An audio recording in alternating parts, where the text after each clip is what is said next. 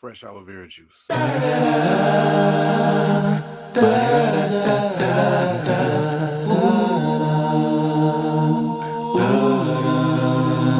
Love is Blind UK Season 1 Episode 8.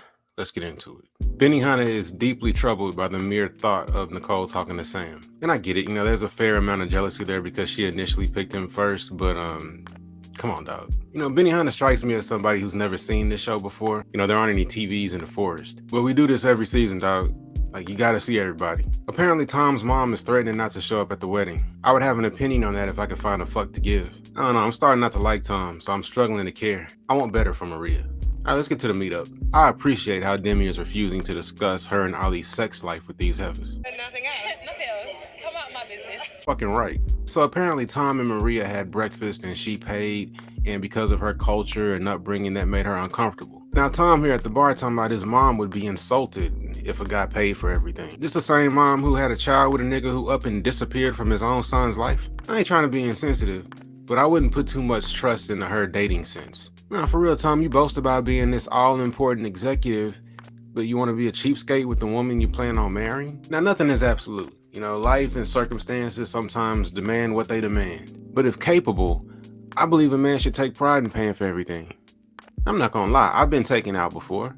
But anytime I didn't pay, it's because I was broke, nigga. And I always felt terrible. But in my defense, I would always compensate with some broke nigga dick. Anyway, Tom and Maria are not compatible. Now, Catherine has had a stick up her ass all night, and my guess is because Ollie and Demi look happy. She's still checking for bro. I'm peeping it. And I think she's a little bothered by the fact that it's not mutual. If another female was to, I don't know, catch your interest, are you like, no, them, or are you? I don't think another girl could catch my interest at this point. If I'm being real. There you go. Now, this is how I know Aaron is the homie. This question was a prerequisite. It's a requirement with any male friend group when one of the friends is engaged. You don't want nobody else, nigga. You sure? Hey, and to Ollie's credit, he answered correctly. And then a dove descended from the heavens. Who's that?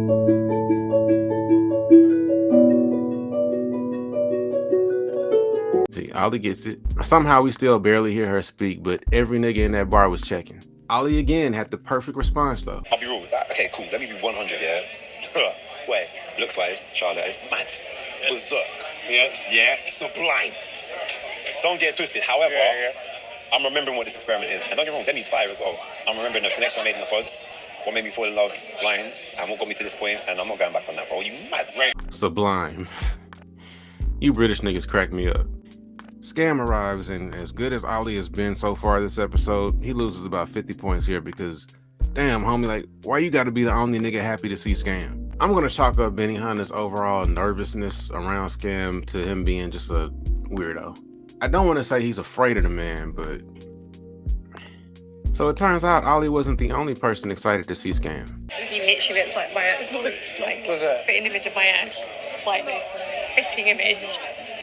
What do you think of all the girls? Now you've seen them. Charlotte? Yeah, I think she's attractive. I heard you the first time. So if I said, oh yeah, he's well attractive, then We I used to said, about 5 times he looks like your ex. but when you've just told me, like twice, that you find her attractive, think how that should make me feel. I said- Think how that should make me feel. That's strike 3. Strike 1 was her trying to paint Ollie as a liar while simultaneously undressing him with her eyes. Strike 2 was her acting like Freddie had done something to her because he cheated on somebody else 7 years ago. And strike 3 is her being all googly out about Scam of all people in Freddie's face and then playing the victim when Freddie says that Charlotte's attractive. That's it. Catherine has officially lost the right to be called by her legal name on this channel. From now on, she's Karen. There's always one. Look at Freddie. He looks like a little kid who just got scolded by his mother or something. For real, how you making me feel bad for a grown-ass, handsome white man? Them niggas have the world by the balls. Seriously, man, this shit pissed me off. At least Freddie's crush makes sense. I wanted him to go holler at Charlotte so bad.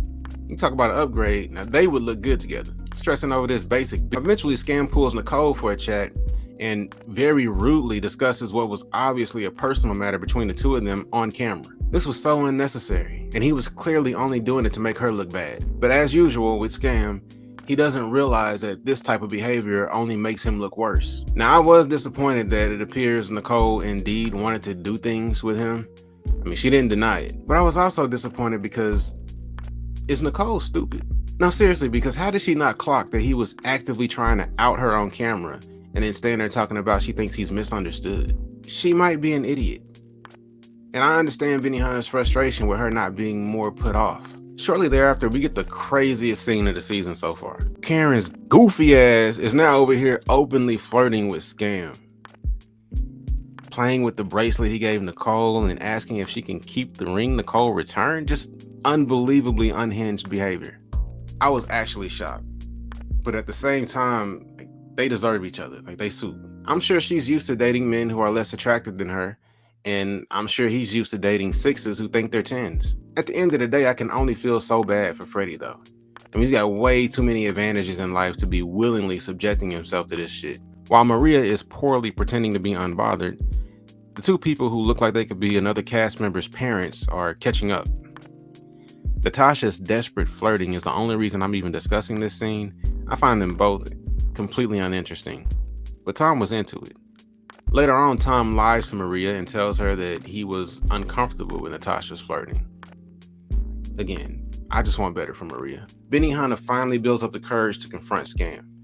And then in response to the weakest read in reality TV history, Scam hits Benihana with the old, "That's why your girl wanted to fuck me." So you're aware when she stayed at mine that she wanted to sleep with me and I said no, yeah? Classic slime ball low blow. Used by pieces of shit since humans developed language. We gotta fight. Like, we gotta fight now. Cause you're on here talking about this man's fiance like she's some random hoe you turned down for sex. We gotta fight. And Scam keeps picking the right ones. Because Benihana, he gotta stop hugging trees and learn how to bob and weave, man. This episode was a lot, so let's wrap it up. Sabrina and Steven go to Belfast to meet her family. Wish them the best, couldn't care less. I almost fell asleep just now saying their names. But Ollie meeting Demi's family was beautiful, man.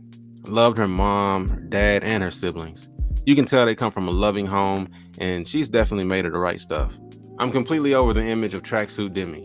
She hadn't worn it since. But in all seriousness, it's what Ollie continues to reinforce. Like, she's just a joy. Demi's a vibe, man. Her whole family's a vibe. And I really hate when I get too invested in these couples, but I really want these two to make it. Now for a couple I'm not invested in. If we were to get married, legally you'll be entitled to, my money.